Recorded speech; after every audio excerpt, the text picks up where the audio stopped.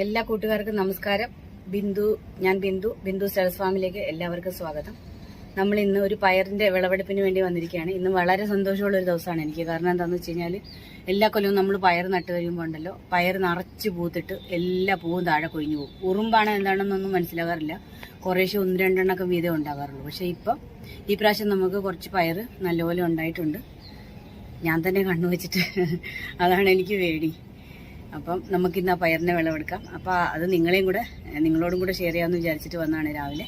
അപ്പോൾ നമുക്ക് പയർ വിളവെടുക്കാം.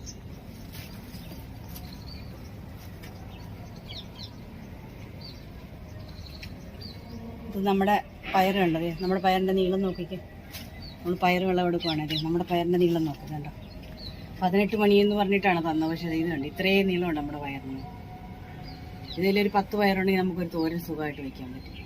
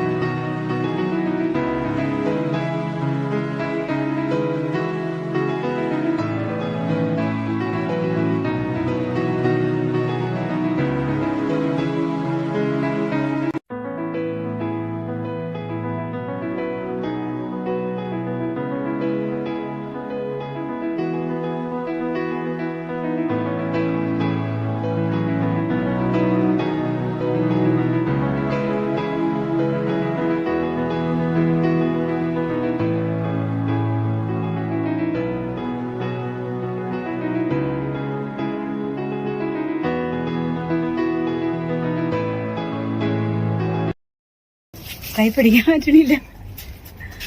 ദൈവമേ, ഞാൻ തന്നെ കൊതിക്കുവാണല്ലോ.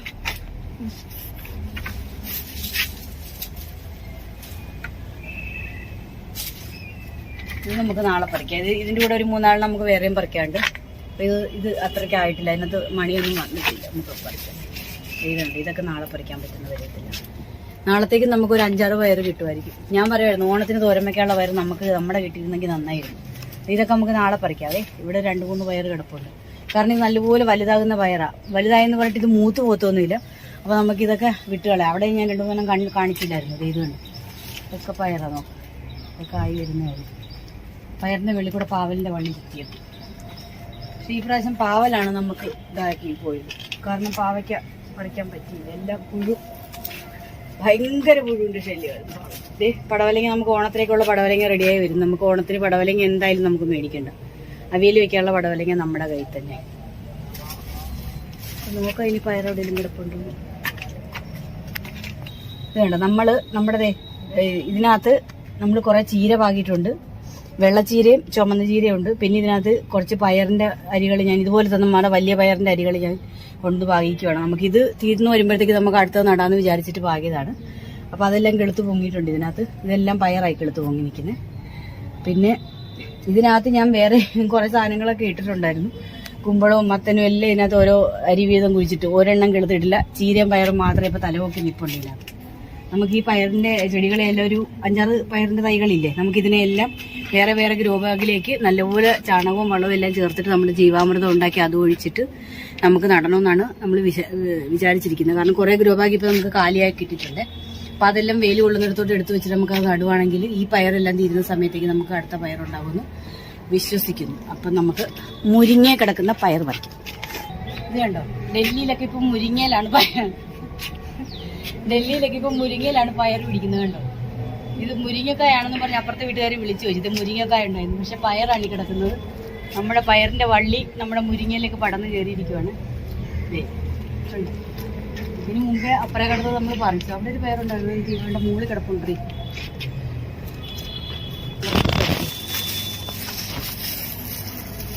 ഈ പട്ടത്തിന്റെ നൂലിനുണ്ടല്ലോ, നമ്മുടെ പെടല് കണ്ടിട്ട് കളയും. പട്ടത്തിന്റെ നൂല് പൊട്ടിച്ചാലൊന്നും പൊട്ടത്തില്ല. കൈമുറിയത്തല്ലാതെ പൊട്ടത്തില്ല.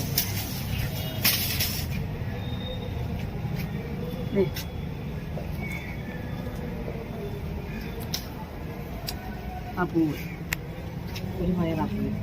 അതിരിക്കും നമ്മൾ ഈ പയറും പടവലത്തിന്റെ എല്ലാം ഇത് കഴിയുമ്പോഴത്തേക്ക് മുന്തിരി നമ്മളൊന്ന് വെട്ടി ഇങ്ങനെ കൊടുത്തിട്ട് ഇത് നല്ലപോലെ ഇനി എന്തെങ്കിലും വളം ചെയ്ത് കൊടുക്കണം. എന്നാലേ നമുക്ക് നിറച്ച് മുന്തിരി അടുത്ത സീസണിലേക്ക് ഉണ്ടാവുകയുള്ളൂ.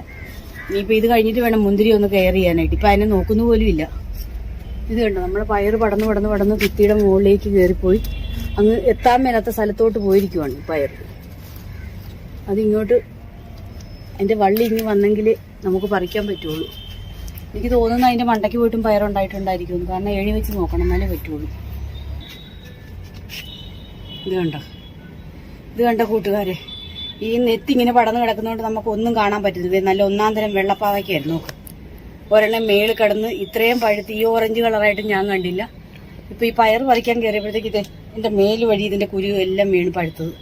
അപ്പോഴാണ് ഞാനിത് കണ്ടത്. ഏതായാലും നമുക്ക് വിത്തിനുള്ള കുരു കിട്ടി. നോക്ക്, പാവയ്ക്ക. ദേ എല്ലാ പാവയ്ക്കും ഉണ്ടായതെല്ലാം പുഴുവായിരുന്നു. നോക്ക്, നല്ല ഒരെണ്ണം ഉണ്ടായപ്പോഴത്തേക്ക് എനിക്ക് പറിക്കാനും പറ്റിയില്ല.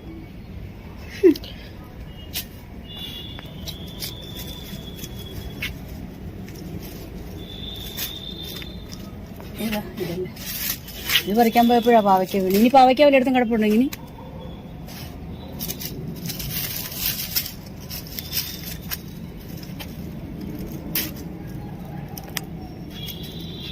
ഇതൊക്കെ ഇങ്ങനെ കാണാതെ ഒന്നാമത്തെ കാരണം ഒരു പടവലങ്ങ ചുരുണ്ട് കിടക്കുന്നത് കണ്ടോ. ഓരോന്ന് ചെന്ന് കൈ തട്ടുമ്പോഴാണ് കാണുന്നത്. എന്താ നോക്കിക്കേ, പടവലങ്ങയുടെ വലിപ്പം നോക്കുന്നത്. തീരാറായപ്പോഴത്തെ ഗുണ്ടുമണി പടവല ഗുണ്ടുമണി കേട്ടോ. ഇതെല്ലാം എൻ്റെ മേത്ത് വീണപ്പോൾ ഞാനിത് ഇങ്ങനെ വെച്ച് ഇത് പുഴുവാണോ എന്ന് പേടിച്ചിട്ട് നോക്കുമ്പോൾ പാവയ്ക്കയുടെ കുരുവോ പഴുത്തത് വീഴുന്നു. നമ്മുടെ കുമ്പളങ്ങയെല്ലാം തീർന്നെന്ന് വിചാരിച്ചു. ഇത് ഏത് ചുവട്ടിലെ കുമ്പളാന്ന് അറിയത്തില്ല. ഇത് കണ്ടോ, കാണാതെ കിടന്ന മിനിഞ്ഞാന്നാ ഞാൻ ഇതിനെ കണ്ടത്. ഒരു കുമ്പളങ്ങ ഇവിടെ ഒരു കുമ്പളങ്ങ. എത്ര വലുതാകും എന്നുള്ളതിന് ഉറപ്പില്ല. രണ്ടാമത്തെ കുമ്പളങ്ങ. 2 കുമ്പളങ്ങ നമുക്കിനി ഉണ്ടായി വരുന്നുണ്ട്. ഇത് കവറിട്ട് മൂടണം. 2 അല്ല 3 എണ്ണം. ഇതൊരെണ്ണം കൂടെ ഉണ്ട്. 3 കുമ്പളങ്ങ നമുക്ക് ഉണ്ടായി വരുന്നുണ്ട്. ഇത് വള്ളിയാന്ന് എനിക്ക് മനസ്സിലാകുന്നത്. ഏതായാലും ഭഗവാൻ അനുഗ്രഹിച്ച് ഈ പ്രാവശ്യം വലിയ കുഴപ്പമില്ലാതെ കിട്ടി. അപ്പം നമ്മൾ ഇന്ന് വിളവെടുത്ത പയറാണിത്. നമുക്ക് 1.5 കിലോയോളം പയർ നമുക്ക് കിട്ടിയിട്ടുണ്ട്. നല്ല വെയിറ്റ് ഉണ്ട്. ഇതൊരു 10 പയറുണ്ടെങ്കിൽ 1/2 കിലോ ഉറപ്പായത്. അപ്പം നമുക്കിനി ഇത്രയും പയർ നമുക്ക് വിളവെടുക്കാൻ പറ്റിയിട്ടുണ്ട്. ഇനി എത്ര കിട്ടുമെന്ന് അറിയത്തില്ല. എന്നാലും ഇനി ചെറിയ ഇഷ്ടംപോലെ പയർ വീണിട്ടുണ്ട്. ഒരു പ്രാവശ്യം കൂടെ വിളവെടുക്കാൻ കിട്ടുമെന്ന് നമ്മൾ വിചാരിക്കണം. അപ്പം നമുക്ക് ഇന്നത്തെ വീഡിയോ നമുക്ക് അവസാനിപ്പിക്കാം. അപ്പോൾ എല്ലാവർക്കും എൻ്റെ വീഡിയോ ഇഷ്ടപ്പെട്ടെങ്കിൽ ലൈക്ക് ചെയ്യുക, ഷെയർ ചെയ്യുക, സബ്സ്ക്രൈബ് ചെയ്യുക. ഇഷ്ടപ്പെട്ടില്ലെങ്കിൽ ഡിസ്ലൈക്ക് ചെയ്യുക. എന്നെ പ്രോത്സാഹിപ്പിക്കാൻ ഇഷ്ടമുള്ളവർ ലൈക്ക് ചെയ്യുക. ഇത്രയും കഷ്ടപ്പെട്ടിട്ടാണ് എനിക്ക് ഇത്രയും പയർ കിട്ടിയത്. ഇത് ഞാൻ ആരെങ്കിലും എൻ്റെ വീട്ടിൽ വന്നിട്ടുണ്ടെങ്കിൽ അവർക്ക് ഞാൻ കൊടുക്കാറുണ്ട്. എല്ലാവരുടെയും വീട്ടിലൊന്നും കൊണ്ടുപോയി കൊടുക്കാറില്ലെങ്കിലും ആരെങ്കിലും വീട്ടിൽ വരുമ്പോൾ എന്തുണ്ടോ അത് ഞാൻ കൊടുക്കാറുണ്ട്. അല്ലാതെ ഞാൻ കടയിൽ കൊണ്ടുപോയി വിറ്റിട്ട് അങ്ങനെ ഇത്രയും പടവലങ്ങ ഇതൊക്കെ പറിച്ചെങ്കിൽ ഞാൻ ഒരു സാധനം അങ്ങനെ ആർക്കും, നമ്മുടെ ആൾക്കാർക്കല്ലാതെ ആർക്കും കൊടുക്കാറില്ല. അപ്പം നമുക്ക് നിർത്താം. എല്ലാവർക്കും നല്ലൊരു ദിവസം ഉണ്ടാകട്ടെ.